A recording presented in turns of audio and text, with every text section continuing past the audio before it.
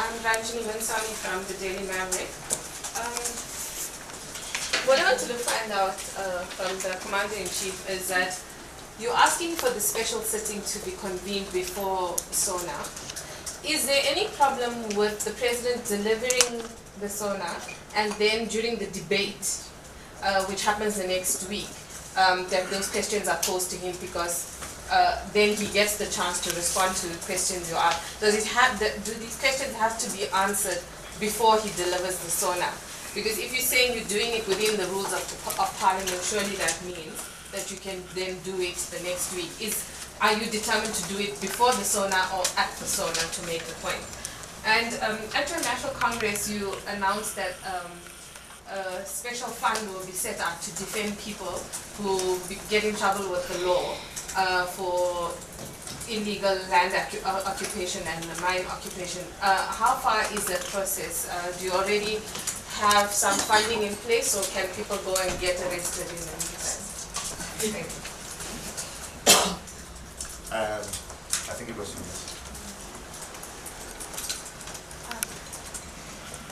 Mr. Malema, I just wondered, do you have certain plans, do you have a certain way of going about it to make President Zuma answer? Because the previous time it was rather effective, but he still didn't answer.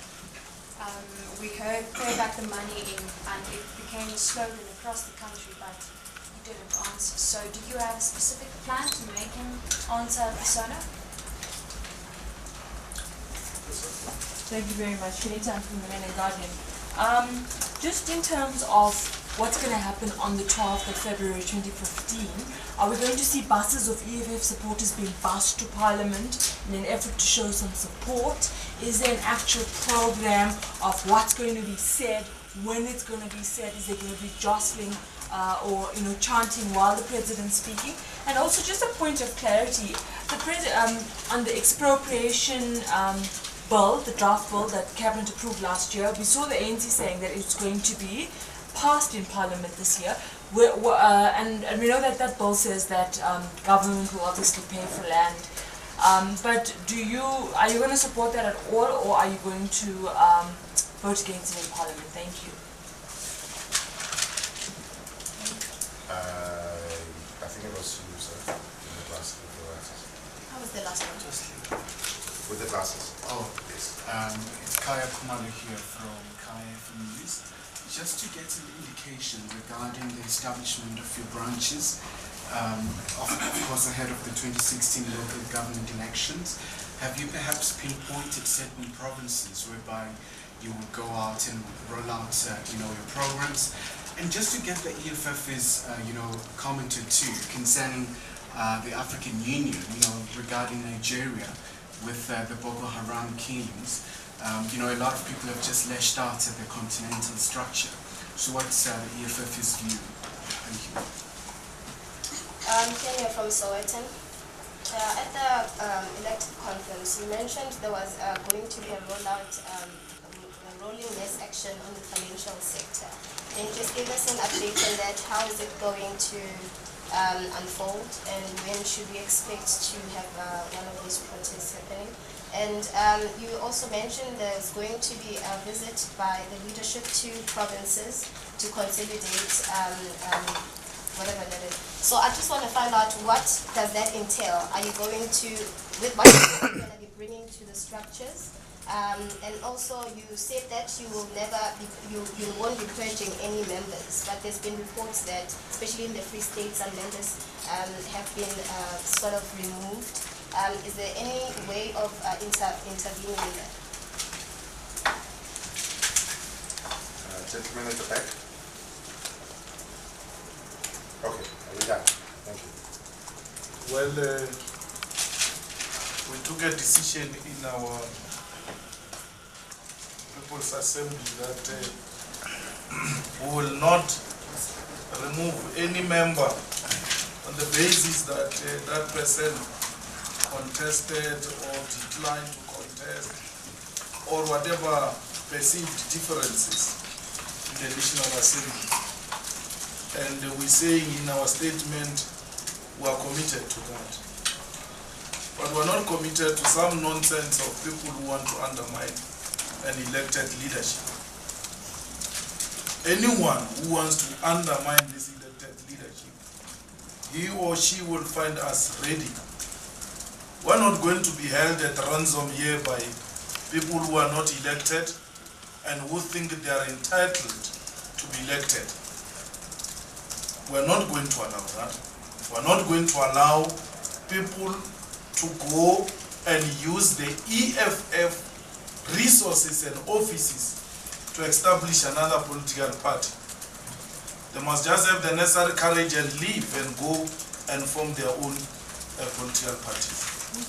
We are an organization with staff members, and we are an organization with code of conduct for our staff members, and the leadership. And if there is any member who is not adhering and respecting such code of conduct, such a person will be dealt with. Whether he supported this leadership or not, all of them must subject themselves to the Constitution and the Code of Conduct of the EFF. My acceptance speech was not a license for anarchy and disrespect of leadership. So we are not going to be held at ransom here by people who think that on the basis of what we said in the National Assembly, therefore they can do as they wish. We're not going to allow that. We know that there are some people in the Free State who are involved in establishing some organization. Anyway, when we found them earlier, they were in the process of establishing their own organization. We incorporated them into the process of forming the EFF.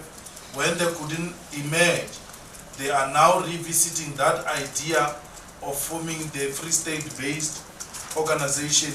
They are more than welcome to do that. We're not scared of them. We're not shaken by them. We are on the ground. Actually, if they leave, that will be a good riddance, because we don't have time to be concentrating on lizards when we are confronted with a crocodile. We don't want to be diverted by lizards. So we are busy fighting a crocodile here, and we don't have time to be concentrating on such things. We're going to our provinces to explain the resolutions of the National People's Assembly. And by going to regions and branches, it will give us an opportunity to explain to the general membership of the EFF what do we mean by such resolutions. So it's an opportunity now for us to go and explain and report back to our members on the success of the National People's Assembly, what are the resolutions, what is the meaning of those resolutions, and how they can be taken forward by ordinary members. The protest to financial sector, it will be announced. We are still committed to that. We feel very strong that the banks are robbing our people, including the insurance companies, and they are also even practicing illegal laws, because some of the laws of insurance companies is that before you take a policy, you must be tested for HIV and AIDS. And then for what purpose? Why do you want to see if a person is HIV positive or not? You want to exclude them on the basis of their status. That is a discrimination which must never be celebrated, and they've been allowed to practice that for a very long time without anyone challenging them. Who said an HIV positive person is going to die tomorrow? Why are you not testing them for flu? Because a flu person can also die the following day. So solutions have been found to HIV. The medication they're providing to people who are HIV positive, actually they live longer than the so-called healthy people. And HIV is not even a #1 killer in South Africa. Yet those who are HIV positive, they get discriminated against by the financial sector, by insurance companies who are going to challenge them. The same with the banks. They give people bonds. A person pay a bond for 20, 25 years. When that person, for whatever reason, maybe he has become sick, he has lost his job, he's only left with 3 months to finish off the bond. But because he fails to pay for the next 3 months, after paying for more than 20 years, they take away that house from that person. So we cannot allow the exploitation of our people to continue like this by the financial sector, particularly the banks. You pay for the rest of your life for a house loyally. When it is time, you can no longer afford, you're only left with some few months. You actually paid the bank the cost of that house, even the more than 200% profit on the same house. They've made more. But when you fail to pay going forward, they still take away the house as if they've lost something. They haven't not lost anything. So we need that to change in South Africa. So we'll line up a list of activities that will be communicated where we'll be targeting the financial sector, not only at the national level, even at the provincial and regional level. I really don't know what is the role of that AU. It's toothless, and it's led by the wife of a toothless president of South Africa. You know, there's no vision. There's no African agenda. You don't know what they want to achieve with that AU, except glory. And people called chairpersons of AU and all sorts of titles they receive, but for being useless. I was asking yesterday, why is there no aggression? We tried to make contact with the leadership of other political formations in Nigeria to try and understand if it is possible to make contact with the Boko Haram people. And we're told that those are just senseless killers who are unreasonable, and therefore they are not worth persuading. We're not talking here about government. We're talking ordinary formations in Nigeria who are saying we cannot advise the leadership of the EFF to make contact with such people. Why is there no aggression? I still don't understand. I still don't understand why the Nigerian government itself is not aggressively attending to this Boko Haram so that when it gets defeated, it can ask for reinforcement. We were in, is it Car where our people were killed? There was no such a thing compared to what is happening in Nigeria. As to why the South African armed forces are not intervening and rescuing the situation, I still don't understand. Because it has gone beyond an engagement. We cannot allow continuation of killing of children and women.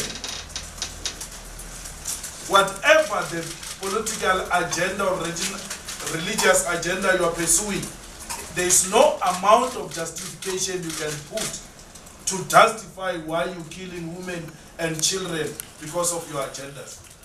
We need a decisive intervention. That approach we saw when they were killing Muammar Gaddafi, we need that today. Those are the people who must be attended the way brother leader was killed. We need that.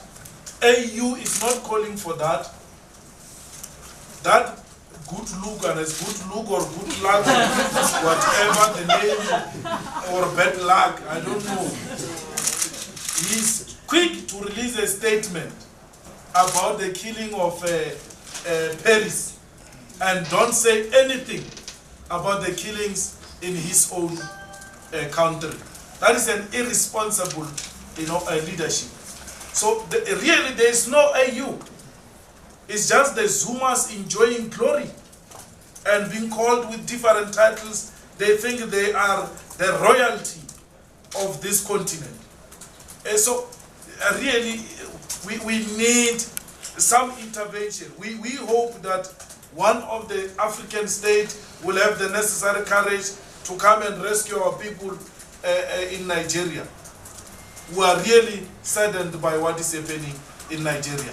It is highly disturbing, and we need South African government to intervene. And who will be raising the matter in Parliament? We need Parliament to debate it as an urgent matter and take a resolution for South African intervention in Nigeria.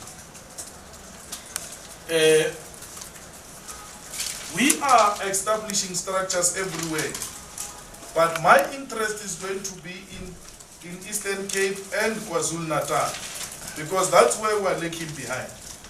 And most of us will be spending most of the time both in Natal and in the Eastern Cape. Actually, the people of Natal have shocked us during the elections. We never thought we've got such influence in Natal, and we are underestimating our potential, in Natal. And therefore, it is worth paying a special attention and investing sufficient resources. Imagine without investing time and resources, we got 2 seats in Natal. Had we spent some time there and spent some resources in Natal, for sure would have done much better. So we are going to spend most of our time, particularly at the national leadership level, in the Eastern Cape and in KwaZulu-Natal, and other members of the Central Command team will be deployed, as outlined in the statement, to various provinces to go and deal with the issues of strengthening the organization. Let the bill come, and we will deal with it when it gets presented in Parliament. We are not for compensation. We don't believe in that. We cannot pay for what was forcefully taken from us. So we are going to support expropriation of land without compensation. And anything compensation will never support it. We cannot reward people for committing a black genocide. These people killed our people before they took the land. And therefore, it cannot be correct that we reward them for killing our people. That we don't agree with. And we think that it is cowardice for the ANC for rewarding murderers and criminals who stole our land. We feel very strong about that, and we are not going to agree to any bill that seeks to compensate criminality. There is no bus which is going to Parliament. To do what? If they want to come, fighters must come on their own. We are not going to pay for any buses to go to Cape Town. They have elected us. If we are going to be busing people, then we must resign and allow those people of the buses to go and represent us in Parliament, because it means we are failing to represent them. We are not that ANC that rents a crowd every time there is a critical matter on the agenda. We fight being 25 of us. And we fight in a manner that you'll even think we are 250, but we are only 25. So we are going to do exactly that. If fighters, if any province wants to come, it's free to come, but we're not going to make any special arrangement. Well,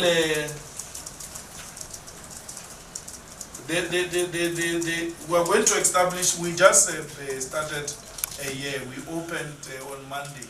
So we will establish a fund, a solidarity fund, as outlined in the National Assembly. Go all out to seek the funds and ensure that we help those who are wrongly arrested by this murderous regime of the African National Congress. Not only that, we have outlined also in our statement that we're going to establish a fund to take the fighters to school as part of our preparations to take over a government. Even for that also, we are going to have to go all out to go and seek the funding so that we take our people, particularly the leadership and the cadreship, to the best universities. Now, plan for answers by Zuma, and then, well, Ranjeni, you say he's speaking on the 12th, and then we are debating on the following week. And I think that provides an answer to your question, because you're saying we are debating. We're not asking questions, we are debating. So he can choose not to answer your input. You will not do anything about it. You can stand up and say, why are you not paying the money as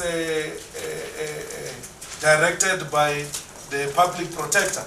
And then when he comes to answer, response, the debate, he ignores that part. There's nothing you can do. Unlike the question and answer session. That's why we have that in Parliament. We have the debate, which is completely different from question and answer. So in the question and answer, we are introducing a culture that says, if you have not answered, you're not going to move. So that's the approach. You have to give us the answer.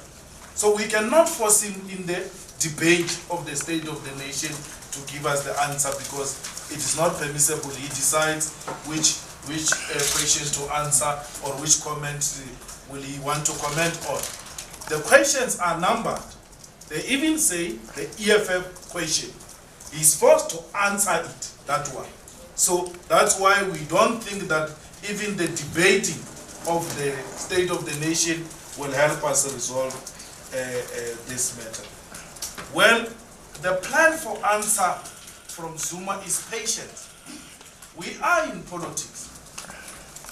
And unlike the media, we shouldn't chase headlines. We should stick to the principle. For as long as Zuma has not answered the question, we'll stick to the question. Whether it's boring according to you or not, it doesn't matter. We are not there to impress you. We are there to get answers. So if we don't get an answer, we'll sit on the question. And if it means we must sit on the question for the next 5 years, let it be. Because we need an answer. The answer, we think the answer is very simple. The man must tell us when is he going to pay the money and how much is he going to pay. Because he said to us, we thought he was even buying time.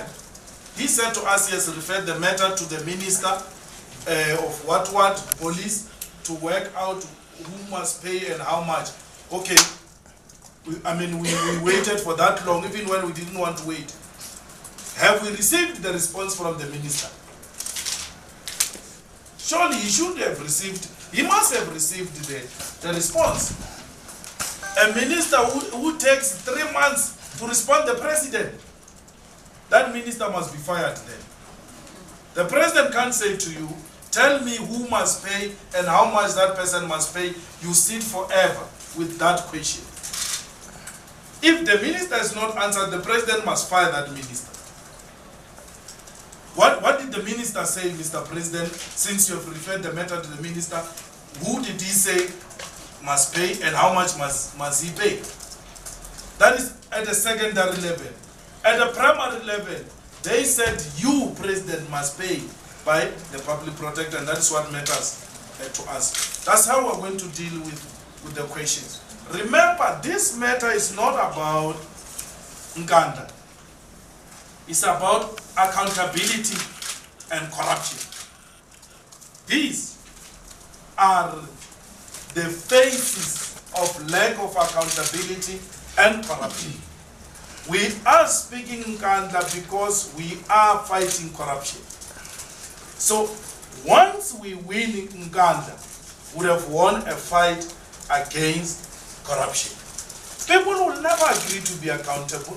People will never stay away from corrupt activities for as long as the president has not been held accountable. So it is far beyond Nkandla. And therefore, if you say the Nkandla question is tiring, is boring, is taking forever, then you are saying corruption is boring. A fight against corruption is boring. That's what you are saying. This is a fight against corruption, and we'll stick to it. We know once we have held the president accountable, everybody else will know that if you dare commit corruption, that parliament will hold you to account. Sure. Just quickly. Also there's a huge the commander-in-chief is correct. There's a huge difference between the debate of the State of Nation address and the question session of the National Assembly. And the Speaker has issued out a program of Parliament until April, until the Easter season, and there's no question session of the President that time. Yes. Didn't come to Parliament in the last term of Parliament. And the last time he was there, his question session obviously could not be completed because the Speaker dissolved Parliament. And the rules of Parliament say that we must continue from there. But there's a program of Parliament which is out now that says that between now and April, and even up to May, we'll be discussing the fiscal framework, the division of revenue bills, and a variety of other things, strategic departmental plans, and a variety of things. But there is no question session of the President until around May. So it means that we're now going to be moving on and on without the President being held accountable in Parliament. And that we're not going to allow. I think it's never going to happen. He must be held accountable for the things that the public protector has found that he unduly benefit. He must account on the remedial elections of the public protector. And that is exactly what is going to happen on the 12th of February. I think also, Ramjan, without belaboring this point, contrary to popular belief, we understand the rules of Parliament and the Constitution more than any party in this country. And as you correctly say, the debate that you're referring to is the debate of the SONA. So you can even be ruled out of order because it's unlikely that Zuma will refer to Nganda in the SONA. Now, if you raise a question, they say, well, that is not debating the SONA. So we're not going to fall for those cheap tricks. But South Africa must celebrate us for what we are going to do on the 12th of February because Zuma will never answer to Parliament. I said to you, and you think it's a joke, he's coming now, 12th February, we'll only see him again 2016. According to this program. The first time he's not there to answer questions. So the likelihood Zuma will only speak to us during the State of the Nation where you have no control over what happens throughout that program. So you are going to have Parliament which can hold the President accountable. And the EFF is insisting on accountability. And we are called losers of the week by people like Justice Malala for wanting to hold the President accountable. He's not going to account. Parliament here, and even you members of the media, none of you is asking the question. We can see the program of Parliament. Where is the President here? You have not seen it. Thank you to EFF. You must thank it. Maybe to add something on the issue of the AU and Nigeria. It's surprising that the media has not picked up that on the 31st of December, Nigeria conducted itself very unbecoming together with Rwanda, voting against a Security Council resolution on the statehood of Palestine. And the AU has kept quiet about the misconduct of Nigeria and Rwanda against a progressive vote by Chad.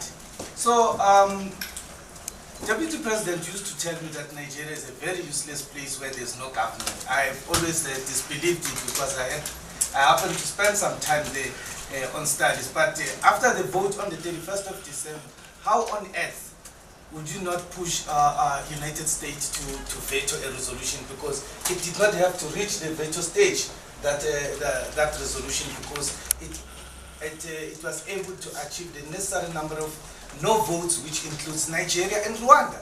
Rwanda, a country that has gone through a very serious genocide equal to that of the Holocaust, but nonetheless they still support the state terrorism of Israel against the people of Palestine with the support and complicity of Nigeria.